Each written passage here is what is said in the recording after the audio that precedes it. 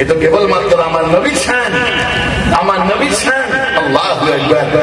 আজরাইল ফেরেশতা আমার নবীর কাছে অনুমতি নিয়ে তাই প্রবেশ করেছিল। আম্মা জান আয়েশা সিদ্দিকা রাদিয়াল্লাহু তাআলা আনহা বলেন, অসুস্থ পিরিয়ডে নবী পাক আমার ঘরে শুয়ে আছেন, প্যারা নবী আমার ঘরে শুয়ে আছেন, প্যারা নবী আমার ঘরে শুয়ে আছেন। হযরত জিবরাইল আমিন আমার কাছে আমার ঘরে এসেছেন, আমার প্যারা নবীর কাছে এসেছেন। জিবরাইল আমিন এসে আমার প্যারা নবীকে বলেন, ইয়া রাসূলুল্লাহ, ইয়া হাবিবাল্লাহ, মহান আল্লাহ পাক যে উদ্দেশ্যে আপনাকে দুনিয়ার বুকে পাঠিয়েছিলেন সেই উদ্দেশ্য সফল হয়ে গেছে, সেই উদ্দেশ্য পরিপূর্ণ হয়ে গেছে। আল্লাহ পাক যে দ্বীন, যে ধর্ম, যে ইসলাম, যে ইসলামকে আল্লাহ পাক আপনার মাধ্যমে দুনিয়ার বুকে দিয়েছিলেন, ইন্নাদ-দীনা ইনদাল্লাহিল ইসলাম, যে ইসলাম, যে ধর্ম, যে মতবাদ, যে ইসলামটা আল্লাহ পাকের কাছে মনোনীত, পছন্দনীয়, যার উপরে চললে মানুষ নাজাত পাবে, যার বিরুদ্ধাচরণ করলে মানুষ নাজাত পাবে না, সেই মতবাদ, সেই ইসলাম পূর্ণ হয়ে গেছে। আল-ইয়াওমা আকমালতু লাকুম দীনাকুম ওয়া আতমামতু আলাইকুম নি'মাতি ওয়া রাদিতু লাকুমুল ইসলাম দীনা। এখন আপনি চাইলে দুনিয়ায় থাকতেও পারেন, আল্লাহ যে উদ্দেশ্যে পাঠিয়েছিলেন সেটা পূর্ণ হয়ে গেছে। এখন চাইলে দুনিয়ায় থাকতেও পারেন আপনার পরিবারের মাঝে, আর চাইলে আপনি দুনিয়া ছেড়ে আল্লাহর সান্নিধ্য অর্জন করতে পারেন। এই আল্লাহ নবীকে আল্লাহ জিবরাইল জিজ্ঞাসা করেছে, ইয়া রাসূলুল্লাহ, ইয়া হাবিবাল্লাহ, যে উদ্দেশ্যে মহান আল্লাহ আপনাকে জগতে পাঠিয়েছেন সেটা পূর্ণ হয়ে গেছে, পূর্ণ হয়ে গেছে। আপনি চাইলে পরিবারের মাঝে কিয়ামত পর্যন্ত থাকতে পারেন, আর যদি আপনি চান মহান আল্লাহ আপনার জন্য অপেক্ষামান, আরশে আজিমে অপেক্ষামান, আপনি আল্লাহ পাকের সান্নিধ্য অর্জন করতে পারেন। ওই আজরাইল ফেরেশতা আজরাইল দরওয়াজায় দাঁড়িয়ে আছে। আজরাইল মালাকুল মউত, জমদূত মালাকুল মউত দাঁড়িয়ে আছে, দাঁড়িয়ে আছে ওই দরওয়াজায়। আপনি অনুমতি দিলে ভিতরে ঢুকবে, নইলে ঢুকবে না। আজরাইলের একটা স্থান আছে আসমানে, আর গোটা পৃথিবীতে একটা গোলবের মতন আজরাইলের সামনে। আমরা গোলব যেমন পৃথিবীর সব মহাদেশগুলো দেখা যায়, দেশগুলো দেখা যায়, তো আজরাইল ফেরেশতা একটা জায়গায় অবস্থান করে এবং আল্লাহর হুকুম হয় যার মৃত্যু সম্পর্কে, সেখান থেকে মৃত্যু দিয়ে দেয়। ওখান থেকে আশা লাগে না যে আজরাইল আমেরিকায় মরুক আর এশিয়ায় মরুক, জার্মানে মরুক আর জাপানে মরুক, ভারতে মরুক আর পাকিস্তানে মরুক, ও নিজের চেয়ারে বসেই বসেই ওখান থেকেই বাস, হ্যাঁ, সেখান থেকে অফ আর অন করে, অফ করলে মৃত্যু হয়ে যায়, আশা লাগে না।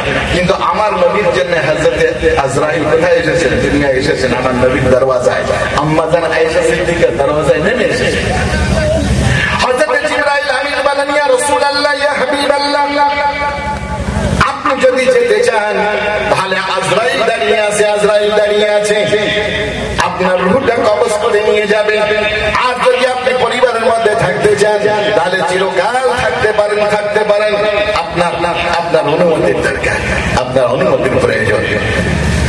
হযরতে প্যারা নবী সরকারে দো আলম আম্মা জান আয়েশা সিদ্দিকা বলেন যে সর্বশেষ আমার নবীর আমল ছিল মিসওয়াক। আমি সে ঘটনা বলছি না, মিসওয়াক।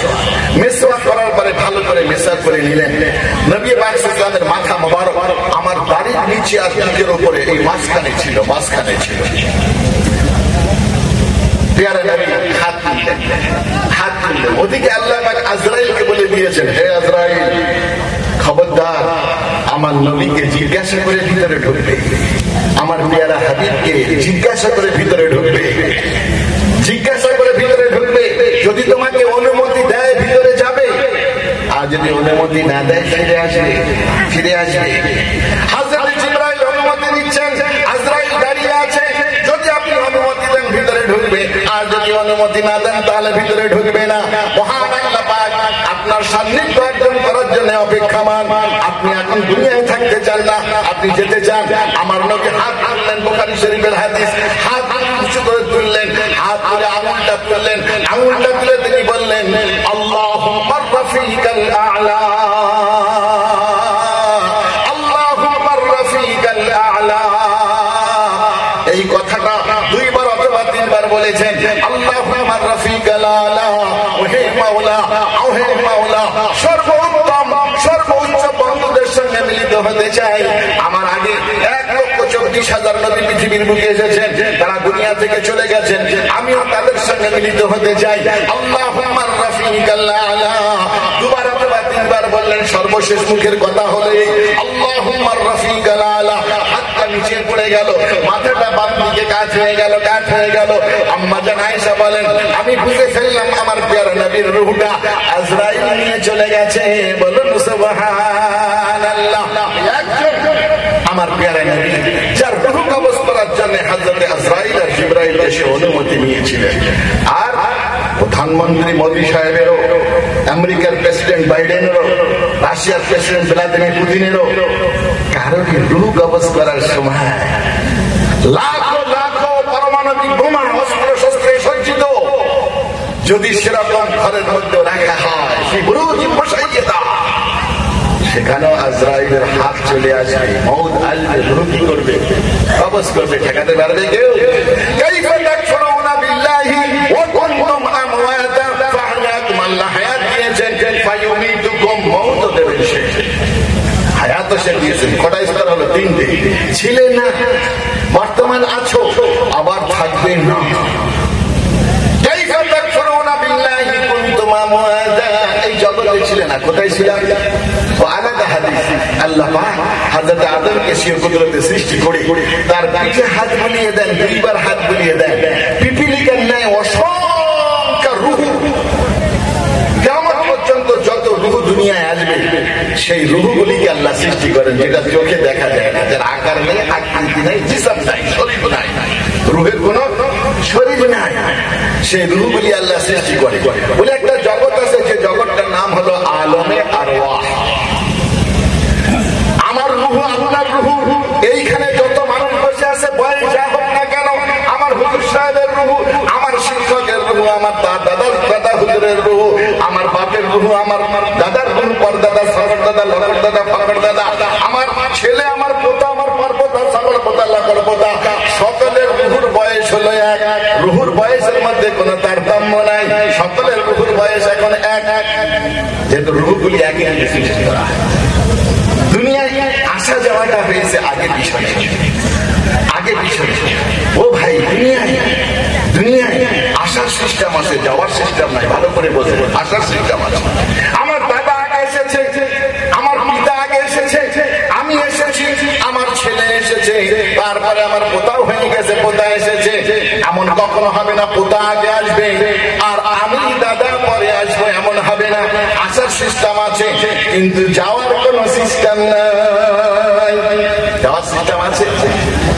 বাপ মনে করে আমার চারটা ছেলে আমার খাটিয়ার চারটে পায়া ধরে আমাকে কবরস্থানে নিয়ে যাবে, বাপ মনে করে ছেলেরা কবরস্থানে নিয়ে যাবে, দাদা মনে করে আমার এক দশজন পোতা, আমার পোতারা আমাকে কবরস্থানে নিয়ে যাবে। কিন্তু ভাগ্যের কি নির্মম পরিহাস, ভাগ্যের কি নির্মম পরিহাস, তকদীরের কি খেলা। ওই দাদা মনে করছে দশজন খালি আমার পোতা, আমার পোতারা আমাকে কবরস্থানে নিয়ে যাবে। কিন্তু এমনও হয় দাদার কাছে পোতার জানাজা ওঠে। বলুন সুবহানাল্লাহ। ওঠে না? ওঠে না? পিতার ঘরে সন্তানের জানাজা ওঠে। এই জন্য আসার সিস্টেম আছে, কিন্তু কি নাই, যাওয়ার কোন সিস্টেম নাই। প্রতি মুহূর্তে প্রস্তুত থাকেন কখন যেতে হবে, নাই। এই জন্য হাদিসে পাকে এসেছে, যদি একটা নামাজ আদায় করেন, সালাম ফেরানোর পরে মনে করবেন না ঈশার নামাজ আদায় করেছেন, সকালে আবার ফজর পড়তে পারবেন। ওটাই শেষ নামাজ, শেষ তওবা, শেষ দোয়া করে নেন। প্রতি মুহূর্তে প্রস্তুত থাকেন। ইজা জাআলুকুম লা ইস্তাখিরুনা সাআতাও ওয়া লা ইস্তাকদিমুন। ছিলে না, থাকবে না, বর্তমানে আছো। বর্তমানে তাহলে কটা না? দুইটি না, একটি হা, আর একটা হা আছে না? আরেকটা হা আছে, সেটা আল্লাহ বলছেন এই আয়াতের মধ্যে। কাইফা তাকফুরুনা বিল্লাহি ওয়া কুনতুম আমওয়াতা ফাহইয়াকুম সুম্মা ইউমীতুকুম সুম্মা ইউহয়িকুম। আবার তোমাদের পুনরায় জীবিত করব। চারটি জগৎ, আলমে আরওয়াহে ছিলে, রূহের জগতে ছিলে, আপনার জগতে ছিলে, সেখান থেকে আলমে দুনিয়া পার্থিব জগতে এনেছি মা বাপের মাধ্যমে। আবার এখানে মওত দিয়ে তোমাদেরকে আলমে বারজাখে নিয়ে যাব। আরেকটা জগৎ, অসংখ্য জগৎ, বিজ্ঞানীরা অস্বীকার করে না, অসংখ্য জগৎ। আল্লাহ সূরা ফাতিহার গোড়াতেই বলেছেন আলহামদুলিল্লাহি রাব্বিল আলামিন। অসংখ্য জগতের রব তিনি, অসংখ্য জগতের রব তিনি। আল্লাহু আকবার। তো আলমে যেখানে আমাদের শরীর ছিল না, আত্মাগুলি ছিল যেটা দেখা যায় না, সেখানে আমরা প্রথম ছিলাম। সেখান থেকে এসেছি মা বাপের মাধ্যমে আলমে দুনিয়ায়, দুনিয়ার জগতে। এখান থেকে যাবো আমরা আলমে বারজাখে, কবরের জগৎ। আলমে বারজাখ মানে সমাধির জগৎ। সমাধি চাই কবরে হচ্ছে, শ্মশানে হবে। আলমে বারজাখ মানে সমাধির জগৎ। যেভাবে সমাধি হয় হোক, সেই জগতে যাবে। ওই জগতের দুটো ডিভিশন আছে, একটা ইল্লিন, একটা সিজ্জিন। কোরআনে হাদিস, কোরআনে বর্ণিত আছে। যে সমস্ত নেককাররা, যে আল্লাহ তোমাকে আমাকে সকলকে সৃষ্টি করেছেন, হায়াত দিয়েছেন, যে আল্লাহ মওত দিয়েছেন, সেই আল্লাহ পাকের হুকুম অনুযায়ী যদি জীবন পরিচালিত হয়, নবীর তরিকা অনুযায়ী যদি জীবন পরিচালিত হয়, তাহলে ওই নেককারগুলির অবস্থান হবে ইল্লিনে। ইল্লিনে হবে। ইল্লিন থেকে জান্নাতের দৃশ্য দেখবে, নাজ নিয়ামত দেখবে, হ্যাঁ, বিল্ডিং বালাখানা দেখবে, হুর গিলমানদেরকে দেখবে, ঝর্ণা নহর দেখবে, জান্নাতের সুন্দর সুর শুনবে। কিয়ামত পর্যন্ত। আর যারা আল্লাহর হুকুম অনুযায়ী জীবন চালায়, সৃষ্টিকার তাহলে হুকুম কার? এসছি কার ইচ্ছায়, এসছি জগতে কার ইচ্ছায়। আমরা অ্যাপ্লিকেশন করেছিলাম নাকি যে আমাকে, হ্যাঁ, ওই দেখা যায় মানকাচার ডিস্ট্রিক্টে, ওখানে আমাকে অমুক মায়ের অমুক পিতার ঔরস আমাকে পাঠাও, আমাকে জাপানে পাঠাও, ইংল্যান্ডে পাঠাও, আমেরিকায় পাঠাও। আমরা আল্লাহকে অ্যাপ্লিকেশন করেছিলাম। আল্লাহর ইচ্ছায় দুনিয়ায় এসেছি। আর কার ইচ্ছায় যেতে হবে? আল্লাহর ইচ্ছায় যেতে হবে। তাহলে মাঝখানের লাইফ, যার ইচ্ছায় এসেছি, যার ইচ্ছায় যাওয়া, সেই আসা যাওয়ার মাঝখানের লাইফটা হবে কার ইচ্ছায়? যুক্তি কি বলে? কার ইচ্ছায়? আরে কার ইচ্ছায় হবে? আমার নেতার ইচ্ছায়, আমার নেত্রীর ইচ্ছায়, দাদার ইচ্ছায়, দিদির ইচ্ছায়? যার ইচ্ছায় এসেছি, যার ইচ্ছায় যাব, আমার জীবন হবে তার ইচ্ছায়। আর তার ইচ্ছার বহিঃপ্রকাশ করার জন্য আল্লাহ যুগে যুগে নবী পাঠিয়ে কিতাব পাঠিয়েছেন। সর্বশেষ কিতাব হলো আল কোরআন, যার তাফসীর আপনারা শুনছেন। আল্লাহু আকবার। সেই নবী ওয়ালা তরিকা, আল্লাহর হুকুম অনুযায়ী যারা নিজের জীবন গড়েছে, তাদেরকে ইল্লিনে রাখা হবে। আর যারা আল্লাহর হুকুম অনুযায়ী জীবন গড়ে নাই, তাদেরকে সিজ্জিনে রাখা হবে। সিজ্জিন থেকে তাদের জাহান্নামের দৃশ্য দেখা হবে। বড় বড় আজদাহা সাপ তাদেরকে তাড়া করবে। ওই বড় বড় দেখা যায় শাস্তি, আযাব। আর ওই জাহান্নামের আগুন তাদেরকে প্রদর্শন করানো হবে কিয়ামত পর্যন্ত। এটাই কবরের আযাব, কবরের শান্তি, কবরের আরাম, কবরের দুঃখ কষ্ট। যাই হোক, আমি সেটা এখন প্রমাণ করছি না। এটা হলো আলমে বারজাখ। এই আলমে বারজাখ তাহলে তিনটি আলম হলো: আলমে আরওয়াহ, আলমে দুনিয়া, আলমে বারজাখ মৃত্যুর পর। আর সকলেরই যখন মৃত্যু হয়ে যাবে, সেটা কোন দিন হবে? কিয়ামতের দিন। কিয়ামতের দিন। কিয়ামত কি রূপে হবে? আল্লাহ যত যা সৃষ্টি করেছে সব মরে যাবে। শুধু মানুষ মরবে না, জিনও মরে যাবে। শুধু জিন মরবে না, ফেরেশতাও মরে যাবে। শুধু ফেরেশতা মরবে না, আসমানও মরে যাবে। আসমানও মরে যাবে। যখন কিয়ামত হবে, আসমান ভেঙে চুরচির হয়ে যাবে। সূর্য নিষ্প্রভ হয়ে যাবে, আলো দেবে না। তারকাগুলি খসে পড়বে। সমুদ্র উত্তোলিত হয়ে শুষ্ক হয়ে যাবে। কিন্তু কিয়ামতের দিন আল্লাহু আকবার, এই জমিন ইযা زلزلت الارض زلزالها واخرجت الارض اثقالها وقال الانسان ما لها يومئذ تحدث اخبارها। যে জমিনে আমরা বসবাস করি, এ স্বীয় প্রকম্পিত হবে। এমন ধাক্কা দেওয়া হবে জমিনকে, ইযা زلزلت الارض زلزالها واخرجت الارض اثقالها। বিজ্ঞানীরা জমিনকে খনন করে, পরীক্ষা নিরীক্ষা করে, মহাবার করে, ইস্পাত